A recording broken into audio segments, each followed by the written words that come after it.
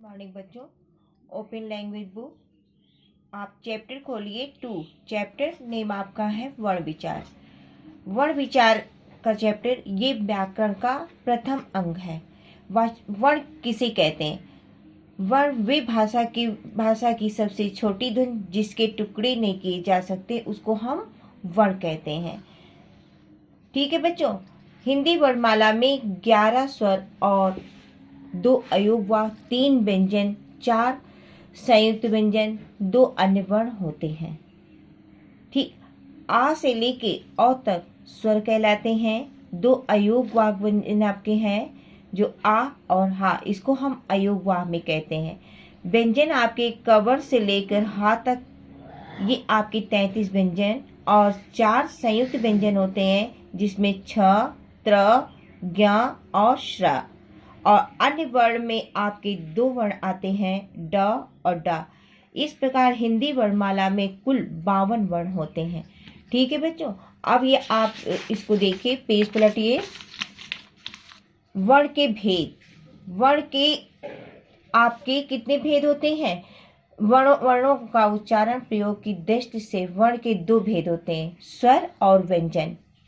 स्वर जिन वर्णों का उच्चारण स्वतंत्र रूप से तथा अन्य किसी की सहायता से नहीं किया जाता है उसे स्वर कहते हैं। हिंदी वर्णमाला में 11 स्वर होते हैं। स्वर के भेद।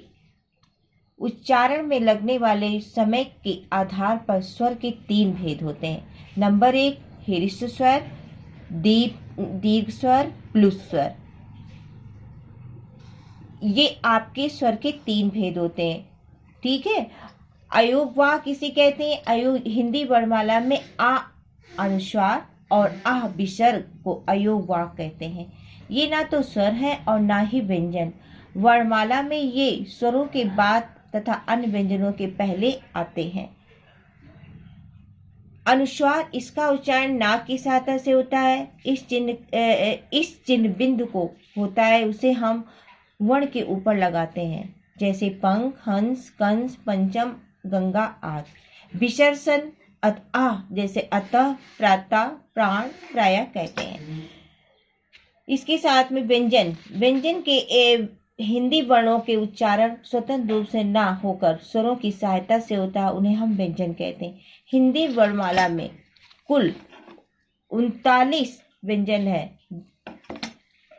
व्यंजन के भेद। व्यंजन के 3 भेद होते हैं। नंबर 1 स्पर्श व्यंजन, नंबर 2 अंत्यष्ट व्यंजन और नंबर 3 ऊष्म व्यंजन। संयुक्त व्यंजन 2 या 2 से अधिक व्यंजनों से के मेल में बने व्यंजनों को हम संयुक्त व्यंजन कहते हैं।